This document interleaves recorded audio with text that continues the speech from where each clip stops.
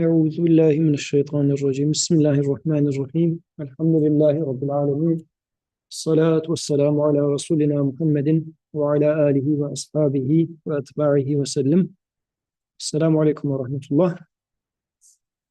So this week we will start with a new aspect of Quran, and this is going to be the first one listed here: the revealer of the treasuries of divine names hidden in the heavens and on the earth.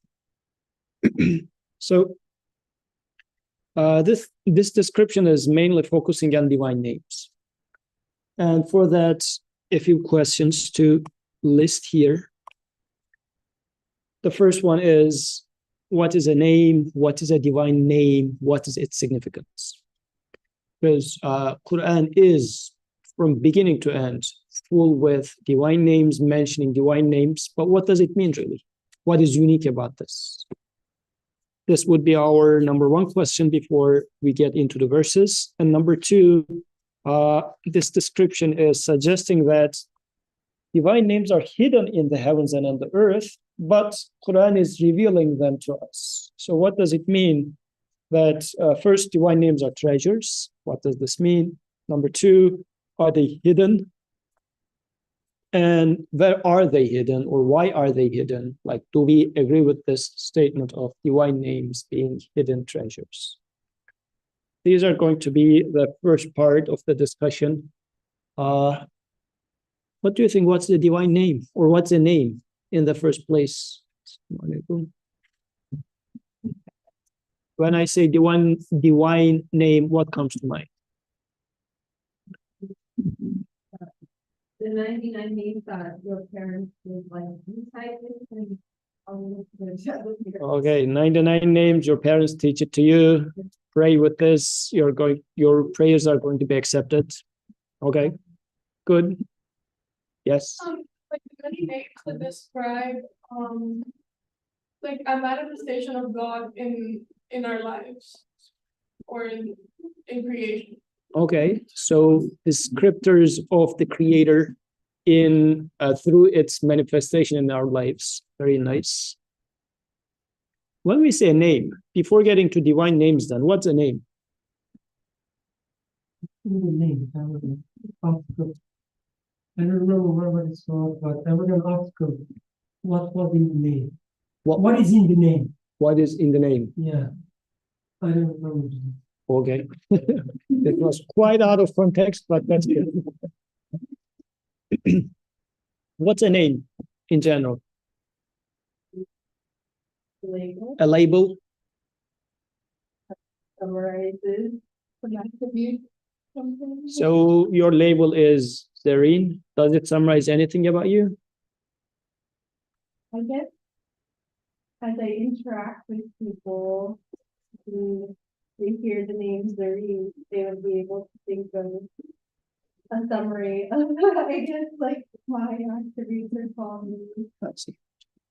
So I guess when it comes to naming people, since we are being named before we have no attributes, so we pretty much try to fill in these names. Otherwise, they are just like, I mean, if I say Jonathan, you would say, which Jonathan? Like, there are a ton of different Jonathans. So which Jonathan are you referring to? So, but in general, a name is a indicator of an object. But when it comes to its use for divine names, it boils down to what Natalia was referring to. These are the attributes, in a sense, attributes that describe our Creator to us through its manifestation in our lives. But there is one other aspect, that even the word proper name could mean something. One of the very interesting places where name, as it is being mentioned in Quran, is وَعَلَّمَ آدَمَ الْأَسْمَاءَ كُلَّهَا, and he taught Adam the names, all of them.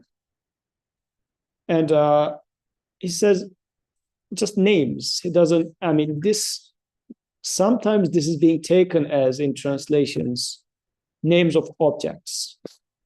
So Adam was taught names of objects. And then when in the follow-up verse, when the Creator is now questioning angels, saying that if you're truthful about your claim, then tell me names of those. And then they say, we do not know anything other than what you taught us. But then when Adam is questioned about them, he tells them the names. So that sounds like names of objects.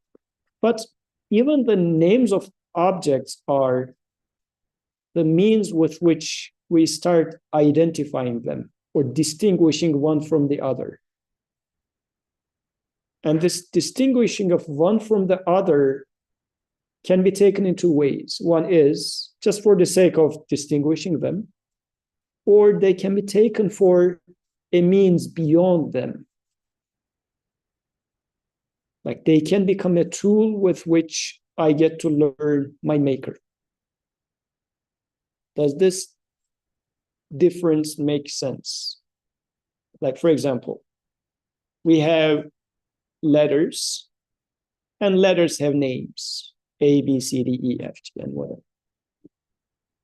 By these, we are able to, like, A is different than B. And their difference makes a difference for us, because by putting them mix and match, we start conveying a message. And the message itself is way above and beyond the individual letters themselves. So in this sense, even if we were to take names as identifiers themselves, they are serving a higher purpose for us eventually.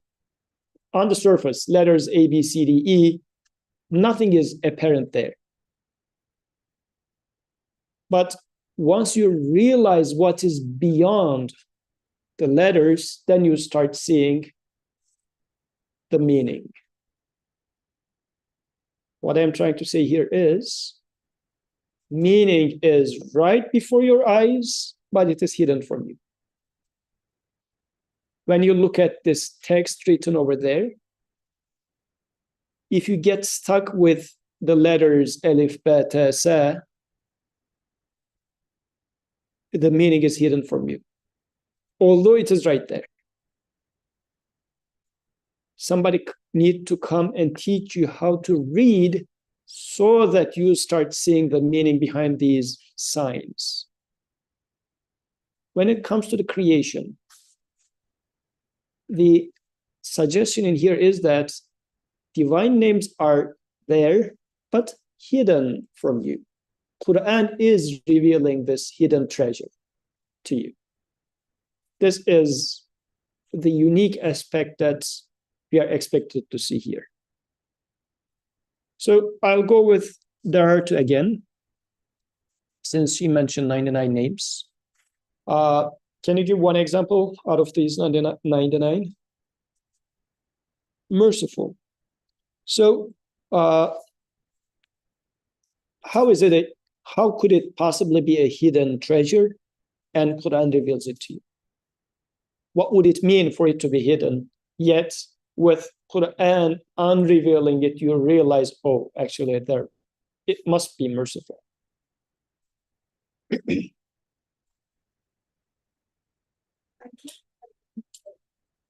Of the Friday lecture where we talked about something that's kind of hidden in plain sight. So I guess like we see, I can't think of like Quranic and how it reveals it, but I can think of like life. Okay, yeah, just some real life example. That maybe like here comes example. Where like a mother's mercy towards her child, that he really had really no connection in terms of like why does she have to feed it if she's tired, why is she still going out of her way, and our association that's because it's some genetical something to do with science and genetic and the desire to make sure that her gene is passed on, versus that's just a manifestation of like God's name, and then you're able to observe mercy through that. And I think that example is much easier. Very, very, very beautiful. Yes. Because there's not one like quantifiable thing called mercy. Like Dorothy was just saying, you can only observe mercy when it's manifested as like, for example, a mother taking care of or loving her child. But I guess I can't really like I can recognize that quality, but I can't like pinpoint it in any single like as like this object or item or thing that I can measure. Like I don't think there's no way to like measure like mercy towards someone. Mhm. So two important points were mentioned here. So I'll first go with the Artu's point. So if I look at the universe with the lens of our scientific education, what would I see? I would say, oh, mother is feeding the child to preserve the species.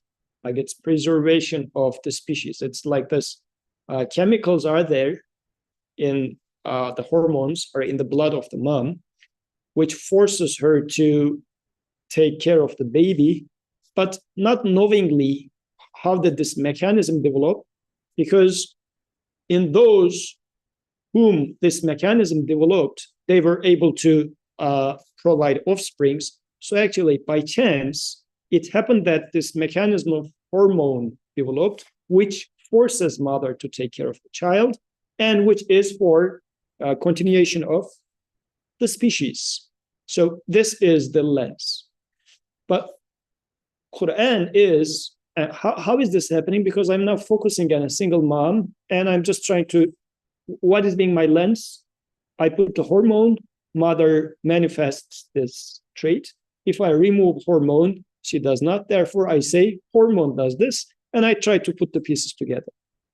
But now Qur'an, how does Qur'an teach me about what's going on in here? Lifting my head and saying that, look, this mom is doing it here. At the same time, another mom is doing it there. It's not only for the human mothers, it's also valid for animal mothers. It's not only that, it is for the trees being mothers of their fruits. So across the board, you do observe this manifestation. So if you were to blame a single hormone for that, well, everywhere this is happening. So then says, once showing this manifestation happening everywhere in the universe, then says it is the same brush that's at work. This is rahmah, this is mercy. There must exist a merciful one who is acting here and there and everywhere in the same way. So in this regard, how Quran is introducing divine names is like a summary of a global phenomena that's happening, saying that you do observe this mercy. None of those individual members are able to maintain this, yet it's everywhere. So there must exist someone who is everywhere yet nowhere, and this is his manifestation, mercy. Yeah.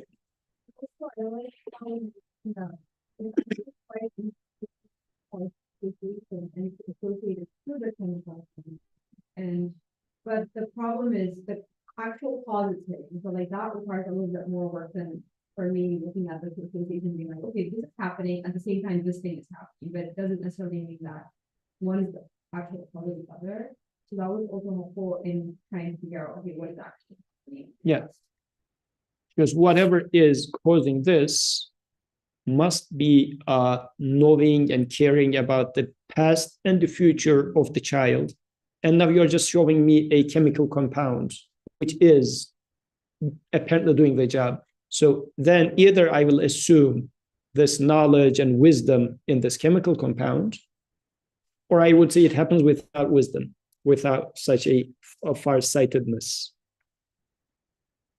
Yes. And then when it comes to Sister Zarine's comment, so since I do not observe this mercy anywhere measurable in this scene, yet I conclude, as this was what we were pointing to in the previous week, belief in the unseen, I do observe a act of mercy, or I like in myself, I sense this sense of mercy, and I say mercifully being taken care of, but nothing in here in the picture has this quality to handle this. Therefore, I say there must exist someone, something where this mercy, whatever I experience, is coming from, but I don't know how much, where, how large, or whatever. It must exist, is being my conclusion. In this case, a merciful one must exist means what? The pattern that I observe, which is being treated mercifully, and you can relate to this because you have this sense of mercy in yourself. Yet, there's nobody who can rightfully get attributed with this. Therefore, it's in the unseen. Going back to previous week's discussion. Comment? So maybe a contrast also may help us. So in Qur'an, the same word, the ism, the asma, is used in the context where the names are made up. But it says naming things, or using names that we didn't send any authority, the Sultan. Right? Telling the people how they use these made-up names. So why this is important? So the way I understand then, there are certain names that I can use to understand what is going on in my life, which are made-up names, and they will not help me. If I use them, they will mislead me. And there are some other names which are, explained as beautiful names, as Husna, or divine names. If I use them, they will lead me to the right path. And when we think about it, in our mental economy, like how things works here, the currency is the name. Like we name things, not only the object, even the ideas and so on have their names. And we use these names to explain everything. It's like in mathematics, the basis of everything. Right? You come up with other things by combining them. So depending on then what names you use will change a lot, Quran says at least. So it says, be careful, like don't use made up names. So maybe some examples. There's, an example that I always use. It's like the self-criticism, training myself. When I look at my daughters, for instance, they have a relationship, and I can look at it and say that, oh yeah, one of them is jealous of the other one. Or there's one, like a toy, that one is playing, the other is trying to get it from them. I can read these events as just jealousy, which is caused by hormones or whatever, and then trying to own things, being selfish, and so on. And this is the usual pattern we do. Even the innocent child, the children, according to us, it seems part of this clash, the forces clashing, and one of them will survive. The same event can be, like when we read it more carefully, we can see that the child is aware that whatever she or he enjoying in this life seems to be transient. What I'm trying to give her is not enough for both of them, and she's aware of that. Not even for her. She's somehow deep inside aware of that and reminding me that what you are giving to us, that you claim to give us, won't be enough if we take it in your name. It will cause us all these trouble. But I can read the same event this way. And if I read it that way, maybe, the act of the child wouldn't change in my eyes, but I would say this is based on a reality.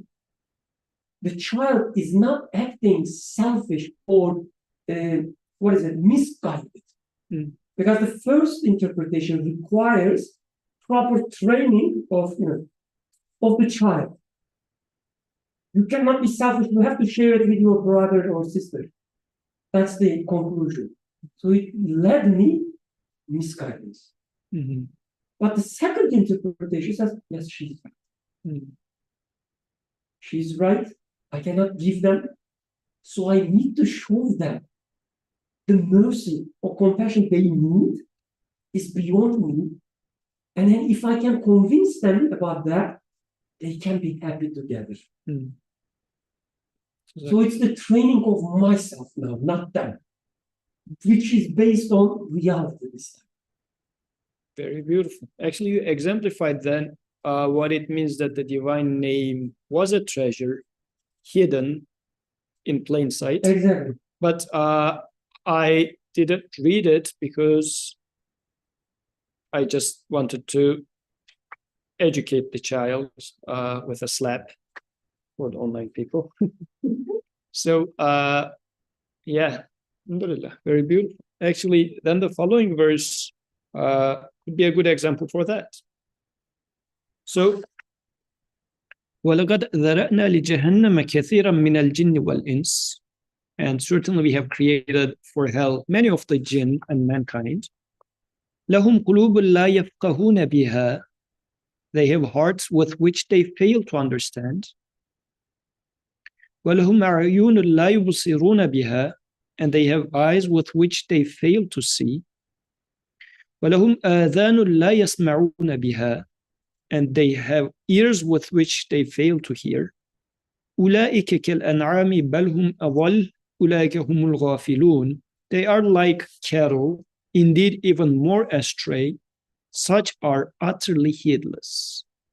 Eye is there, ear is there, a heart is there, but it's not functioning.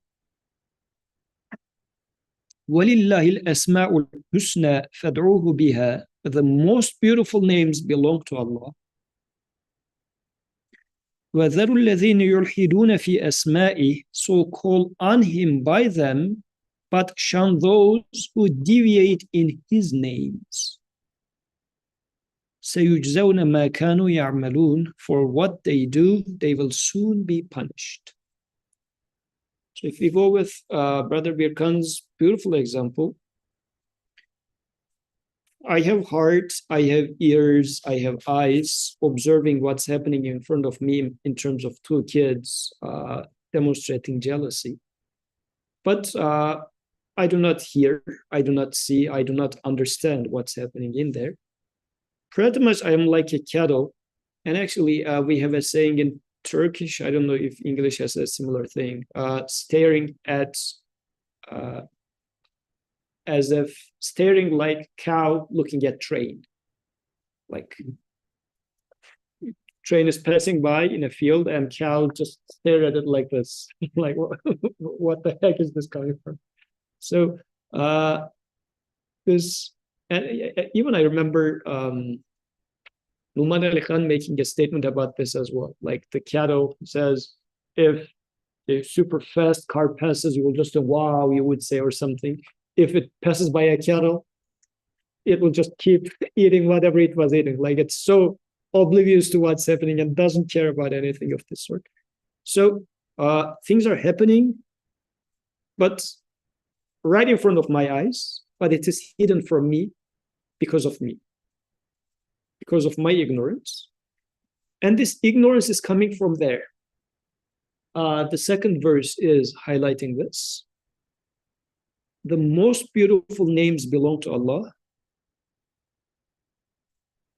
But some people, as in the first verse, is deviating in his names. I could have read, as Brother Birkan was suggesting, as the Creator is teaching me in this sense. the transitoriness of this life, but I read it as something totally irrelevant, like two kids are fighting with each other. So deviating in his names is something that I need to watch out for. Or in the previous example, if we go with mercy of the Creator being manifest, but rather I said, oh, it's chance or it is hormones. So I deviated in the name that's being manifest and I attribute it to something else. Imam Nursi makes a very interesting statement. He says, deniers do not deny God. They make a mistake in attribution, attributing improper names to the Creator. I guess this goes in line with the famous saying of there is no atheist in a plane that's falling, like, which pretty much should mean everybody has some sort of a God in their life. That's what that means, actually. And this tiny bit of belief in God just starts manifesting when the plane is falling. So everybody, in one sense, has this sense of a higher power, let's call it this way. But then what's happening for the rest? Deviation in his names. And this goes back to what Brother Birkan was initially saying, as Qur'an keeps mentioning. They are just names upon which there is no authority given. That was the word, yeah. And in here, وَلِلَّهِ الْأَسْمَاءُ الْحُسْنَى is being mentioned. Anything you would like to say about this? In this context now, all the beautiful names belong to God is being mentioned. They are names, they are beautiful names. Any comments about this? What do you think? Not ugly names. It's not that every name belongs to him. It says all the beautiful names belongs to him. So whatever name is beautiful. And in this regard, we can also ask whether they are 99 or 999 or whatever.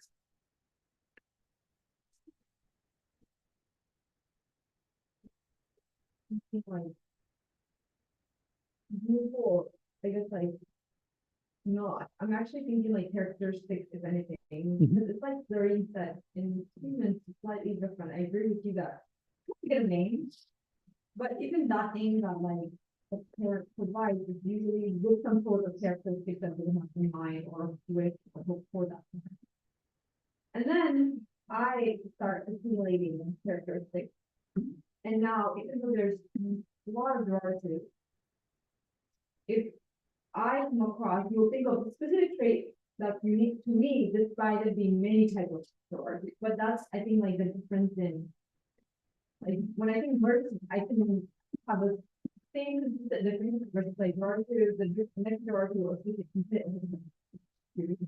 But I feel like that difference, but I have a hard time thinking of like pretty it's kind of really names, but more like it. So I agree, like in terms of the way Quran is introducing names, they are describing characteristics, if you would like to mention, but we need to pay attention what we mean by characteristic. If you would like to go to a little bit of detail of what do you mean by characteristic of a person? Because once you say characteristic of a person, you start defining that person, like giving this person a shape or form and whatnot. It boils down to, one can argue to the same thing. But practically speaking, this is what it might lead us to. But remembering what we discussed last week, this is belief in the unseen. Meaning my conclusion is, my observation is happening here, and my conclusion is about the unseen, ghaib. So in this case, what I can say is, and even we can ask the question of, how do you tend to know what mercy is? Because you have the sense of mercy in you, otherwise you wouldn't know it at all. What you mean by merciful creator, which would become your conclusion, is I do sense mercy. And I can distinguish mercy from hatred, for example. in this sense, I can sort of identify what it is, or at least what it is not. But when I say God is merciful, or let's use the proper word, there must exist a merciful creator. Let's say this is my conclusion. What do I mean by that? Do I mean someone like me, but more in mercy? Or do I mean I do observe mercy there? I do observe mercy in this plant feeding its leaves. I do observe mercy when I breathe, my cells are being fed with oxygen. Everywhere, I do observe mercy, mercifully taken care of. Yet I do not see anyone, I cannot put my finger on anyone to attribute saying that this is where the mercy is coming from. Yet I know mercy must come from somewhere. Therefore, I say there must exist a source of this mercy. This mercy is coming from a merciful one, which is all merciful. It's not a isolated mercy that I'm talking about anymore. I'm saying that it's an all merciful one. Whatever I observe in here as mercy comes from him. But my statement is about putting its feet in this existence. The conclusion is about the unseen. This is why I do not try to imagine what the mercy of God looks like. But my conclusion is based on my need, if that makes sense. My conclusion of God is all merciful is based on I am in need of mercy, and I am being provided with mercy, such as Bushra is in need of mercy, yet being provided. So there must exist someone who must be and is capable of this. People got lost, yes. So, about the beautiful names, I've been thinking, again, if we take it from the reverse direction, ugly names, that is difficult to think the ugly names. I guess beauty and ugly, I mean, it might be at least coming from not the name itself, but what it represents in my life. And when there are certain ways, when I explain my life in certain ways, it seems really ugly. Like if I see my life as a competition, that the people are trying to survive, trying to become leaders, competing each other, and conflicts, strategies, politics, whatever. Everything that it's so ugly. And when you read, hear, listen, whatever, people criticizing our life, using these names, you say, yes, you're 100% right. Everything about this life is so ugly. I mean, I really honestly don't think that there's any way somebody can use the names that we always use and show me any beauty out there. Like you will say, this is a flower, and then the next moment I will say, okay, this flower is trying to survive, and it's probably hidden, like secretly killing some other species just to survive. Like we call them, what is it? Sorry? Yes, invasive species. Right? These tiny lantern flies that people were smashing on the street. Like one day, I see one, it was like a hot time of like the trendy times. The lanterns, the flies everywhere. The guy saw one of them smash, started walking, realized it was not the idea like that yet, turn back, smash again. This is the life. Like a tiny lanternfly. Yes, you can explain me all these, whatever, the dangers they have and whatever.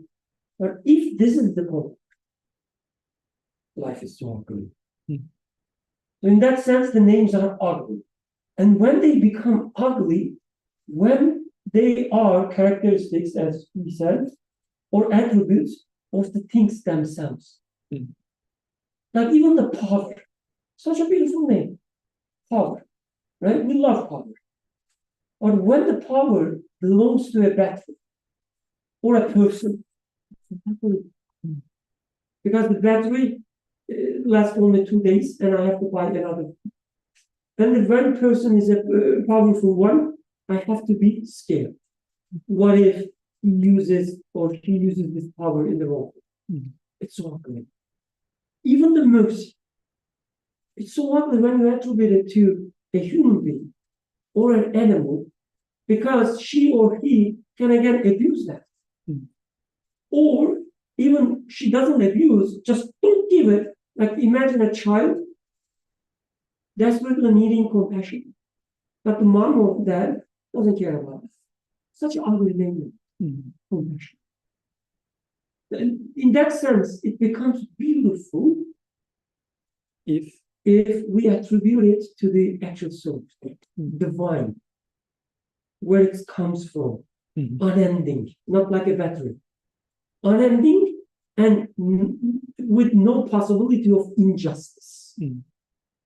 Hence, all these divine names, like all beautiful names, belong to him, meaning they all come as a package, as they support each other. Power with justice, justice with compassion, anger with justice. When we take it that way, it's so beautiful, we say. And actually, this reminded me of the story of Musa alayhi salam and the wise men, as Quran is mentioning. So they go through 3 stages, and they first embark on a ship, and the wise man is opening up a hole in the ship, and he says, "What did you do?" Well, they were serving us, and then you just betrayed them by opening up a hole in the ship. And then in the second scene, he kills a child, says, "What an ugly thing you did." And in the third, now he fixes a wall, like serves people that treated them bad. So he says, "Why did you do? You could have asked for something good." Like it sounds like you are naive or you are stupid. Like they didn't give us anything. In return, you're doing them a favor. Like what's going on? So when the wise man explains what was being manifest there, he is showing the divine names.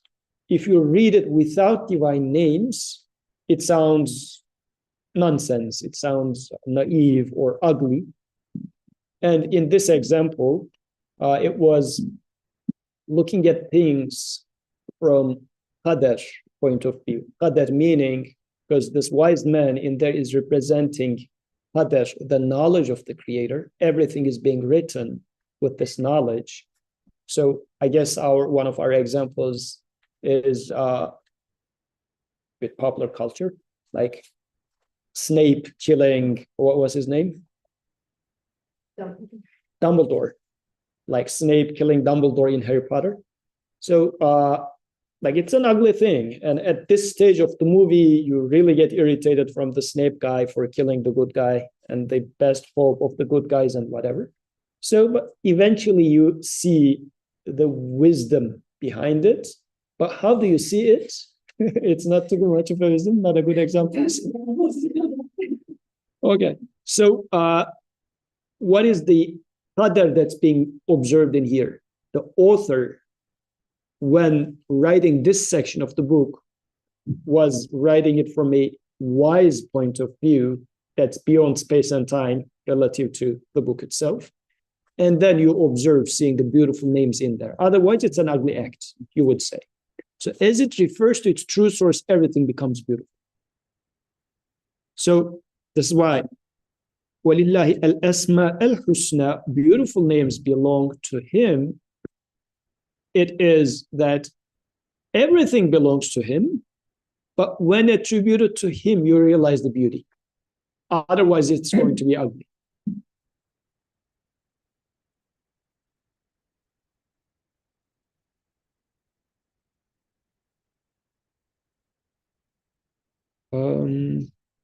I had one verse here, just to Okay, it's in the notes. So let me read it from the notes. ولله المشرق والمغرب فأينما تولوا فثم وجه الله إن الله واسع عليم. So wherever you turn your face, there is the presence of the Creator, Wajhullah. Wherever you turn. This is in reference to the previous verse mentioned, the statement, initial statement at the top mentioning treasuries of divine, like hidden treasuries of divine mercy. Like, but then this verse was saying that it's in plain sight. Actually, it's everywhere, but hidden from your eyes. That's why the verse from the notes that I mentioned is, wherever you turn, it is, to Allah belong the east and the west. Whichever direction you turn, there is the presence of Allah, for Allah is all-pervading, all-knowing. Inna Allah wasi'un alim. This is how the verse concludes. This is from Surah Baqarah, verse number 115. West is His, east is His.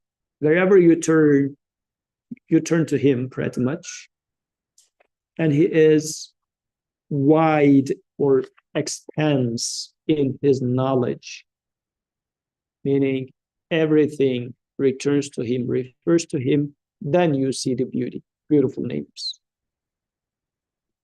That was important because why am I referring to this verse?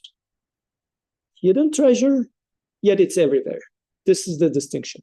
So actually, Qur'an is showing us something that's right before our eyes, yet it could be hidden from us, as Brother Birkan's example very beautifully exemplified. Because especially if you start raising kids, automatically what you see there is like two kids, one is being jealous of the other, and you already got annoyed and whatnot. This is what you see. I see. I don't see anything beyond this. So although in plain sight, yet hidden from me. So why? Because what was the verse saying? West is His, east is His. But what did I say? Oh, this child has a bad character. Like the character belongs to the child. Behavior belongs to the child. I don't see anything beyond that. Because it's a child, like 3-year-old child. What could he or she think about really? But if I see the act as my Creator is manifesting something right before my eyes, then it's a totally different story now. So what east and west belonging to Him is unveiling this. So I would like to put an anecdote here also about the Hadith Qudsi. The Hadith Qudsi, and it's commonly narrated within Sufi tradition, saying, "Kuntu kanzan makhfiyan, faqalaqtu al-khalqa liya'rifuni." I was a hidden treasure. I wanted to be known, and I created the creation. So, also I would like to, it pretty much explains what we have been talking about so far. I would like to open another small parenthesis about Hadith in this sense. So there could have been some people in the room which would say, this Hadith is weak, or it doesn't have the proper chain and whatnot. So I would like to make a statement about this with this occasion as well. Just to make it concrete, let me say that criticize it.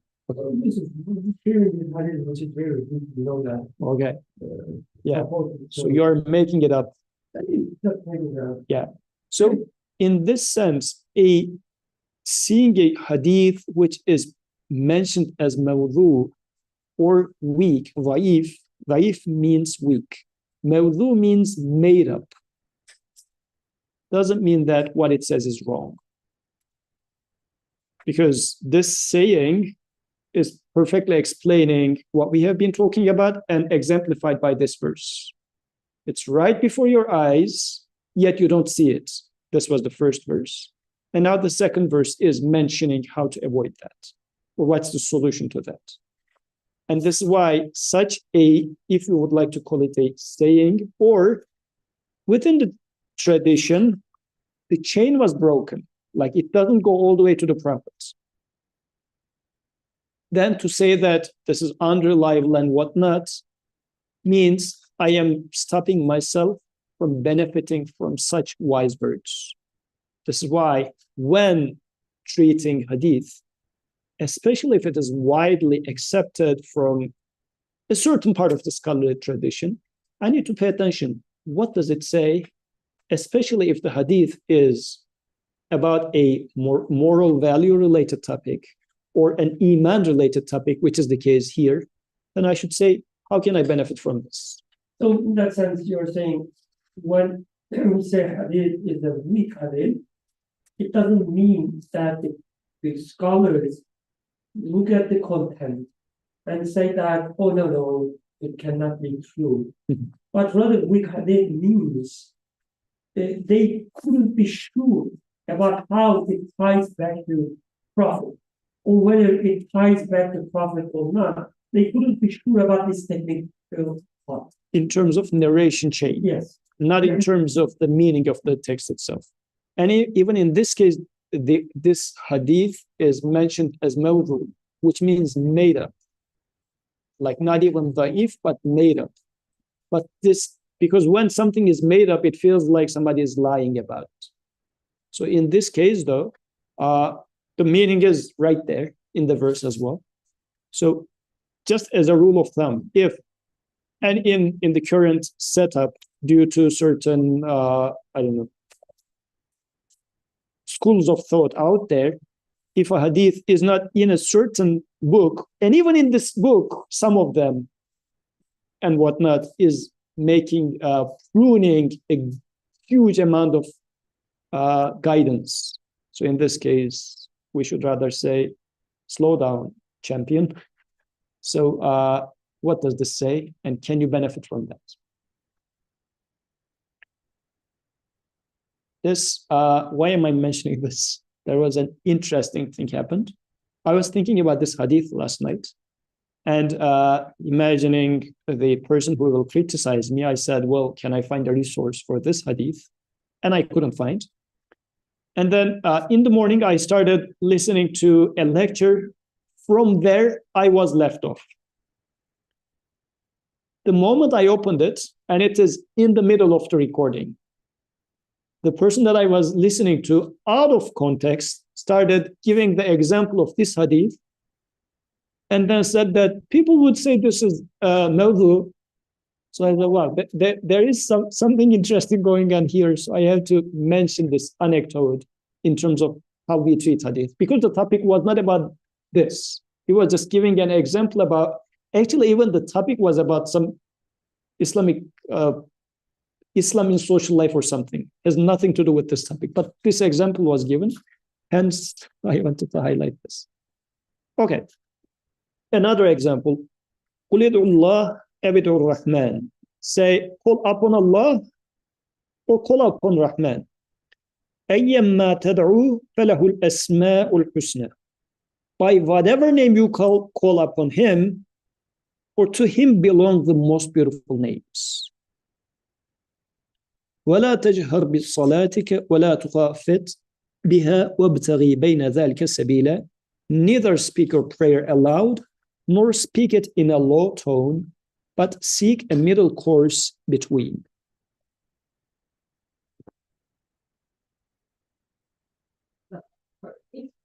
Which one? Last part?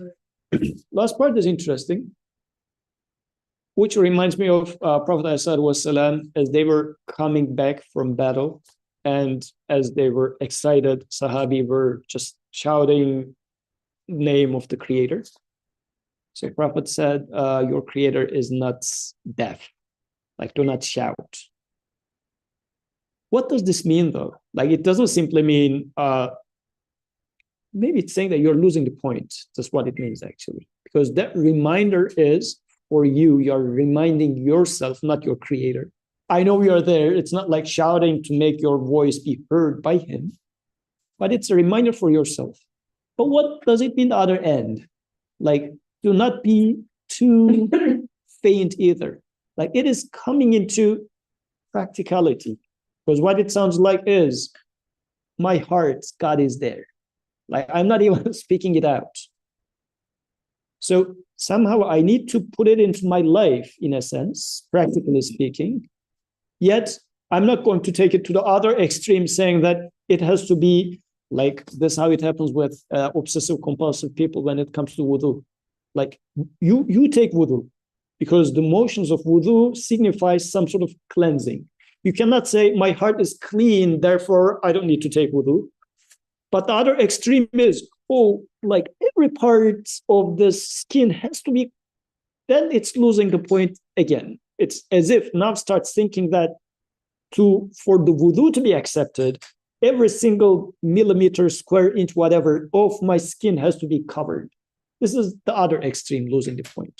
So names are going to be in my life. It needs to be manifest in my life, not only like, I don't know, spiritually, mentally, whatever. Practically, it needs to be manifest in my life.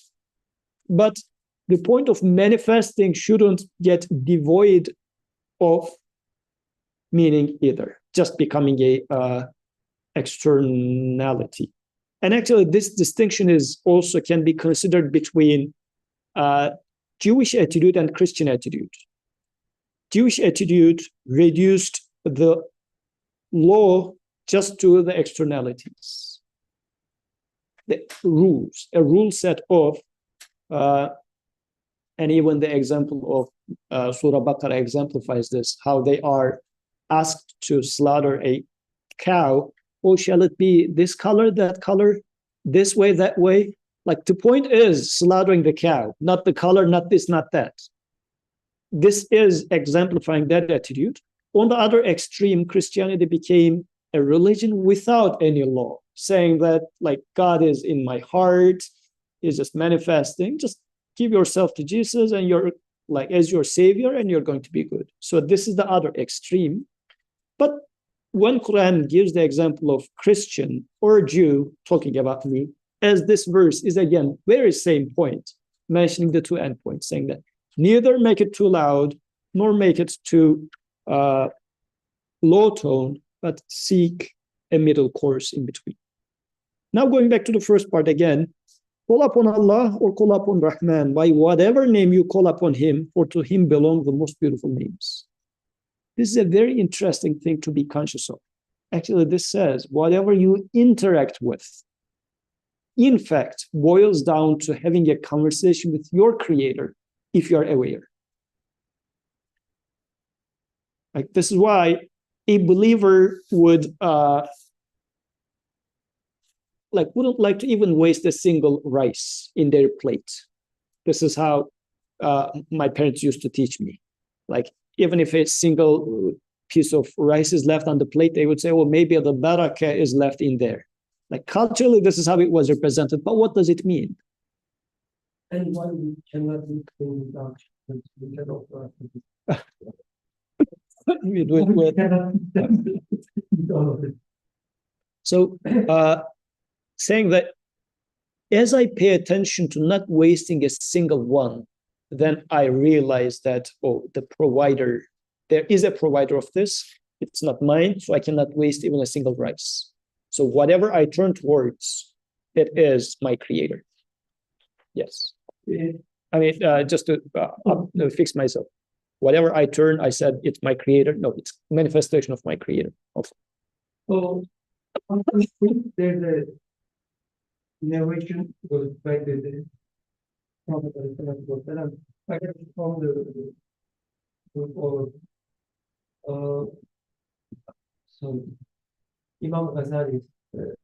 Yeah. So when you eat something, you should lick the oil. Not the oil, what would you use with the food? The grease or so? No. The oil, you would use the oil. The oil in your fingers, you should lick them. It shouldn't be wasted because you eat with your fingers, right? So just like your rice, so it's based on the narration, that's what I'm saying. But it makes sense because this oil has the name manifested there. You shouldn't lose it. Going back to this, for him, belong to most beautiful names, and what we just said, that wherever you look, you should see manifestations, the names being manifested there from your creator. And I think this applies to like everywhere and everything in your life. So when you understand this Quranic wisdom, your life should change entirely. Like whatever happens to you, you should ask the question, oh, what my creator is telling me. The other day, I made a mistake in workplace, and somebody mentioned this, rightfully, and I was so upset for 1 day, 2 days, maybe 3 days, I don't remember. But I was so upset, angry a little bit, first to myself and then this guy and so on and so forth. Because what's happening in my mind, this event is about me, other people, and nothing else. When you take it that way, again, the conflict, competition, and all this stuff, and my future career based on this mistake, it's so ugly what is going on there. At the moment, I said, wait a second, I'm like, what are you talking about? What you are doing? What are you doing? I made a mistake, and if the outcome still becomes good, what else I can want? Like, then I will know that the good outcome is not coming from me. So, alhamdulillah that I made a mistake, so that, I will not attribute the outcome. Probably it will be a good outcome, by the way, despite my mistake. Now I have the evidence that the outcome is not from me. So this is something that you should be celebrating and should be happy with. So it becomes beautiful, but only when I read it as a conversation with my creator. My creator making me make a mistake, so that I will stop and say, oh, God, you've been so arrogant, attributing everything to yourself. Now it's time to think about it. You are making a mistake, I will still give you the blessing, don't worry. And it's not yours. Read everything, whatever happens in your life. Your achievements, your mistakes, your fights, somebody slaps you, and so on and so forth. Everything is a conversation with your creator, no matter how you call him. And then it will become beautiful, no matter what happens.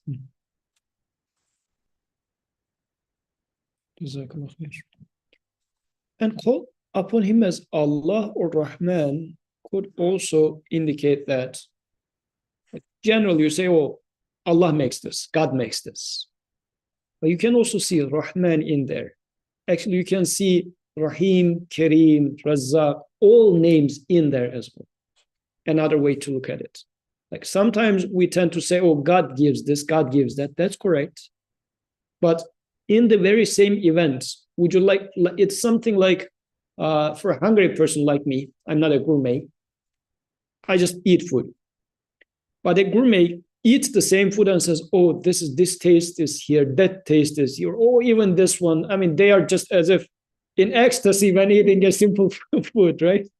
So many divine names, I mean, whatever is manifest there, actually, take it this way, is telling you something about your maker.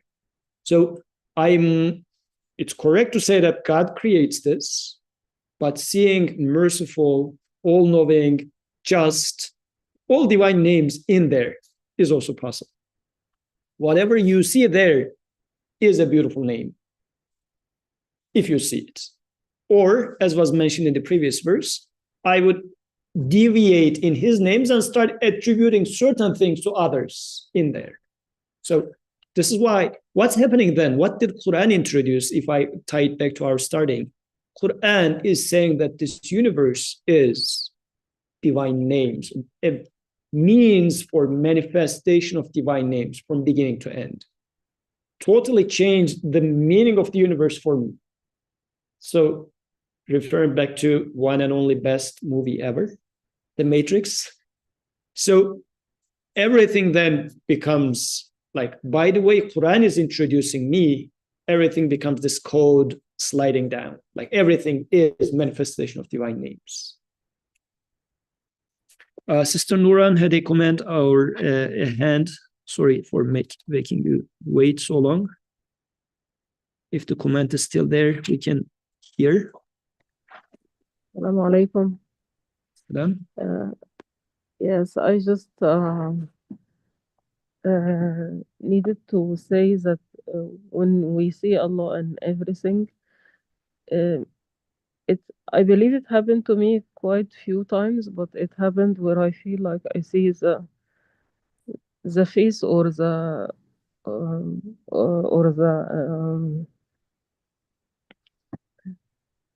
spirit of Allah in people, and those people are usually what distinct them, that they are very منشرح الصدر. I don't know what is the translation exactly. Their like Surah Al-Sharh, their chest is very at ease and very calm, and so it happens with these type of people. They are not necessarily, definitely not necessarily pretty or smart or anything, but at many times when you meet those type of people, you can see the spirit of Allah in them when they are in that state of sharh sadr. So yes, this is mainly what I needed to say, and actually it happens in Ramadan, because I believe the devils are locked up in Ramadan, and I hope we enjoy it. Ramadan is like the most the closest time of the year to this state of sharh sadr, and I'm having more of a question, or like a saying in Ismullah ar-Rahman. Like, is that verse saying Id Allah or Id ar-Rahman because the Rahman is the most important name? Is it like that? Because I think it's a way of worshiping Allah. When you worship ar-Rahman, it's like you are seeking mercy, like, all the other names, he's al-Badi', he's the one you should fear, and everything, but you seek worshiping him in this way because he's the most merciful too. Jazakumullah khair. وإياكم جزاك الله خير. So could be like it's a very important name, definitely, because this is something that we are in most need of and that we are being exposed to the most. But specifically in this context, since in the follow-up part of the verse, أَيَّمَّا تَدْعُوا, so whatever name you call upon him, so this can also be taken as Rahman in here is being given as an example, that which humans are very familiar with since their birth. So I guess we can also take it as such. So I had two more verses, set of verses, but we are out of time. I think we can continue with this next week and then continue with the new topic in the middle of next week, because I am not sure if it's going to take an entire session. سبحانك لا علم لنا إلا ما علمتنا إنك أنت العليم الحكيم وآخر دعواهم أن الحمد لله رب العالمين. الفاتحة.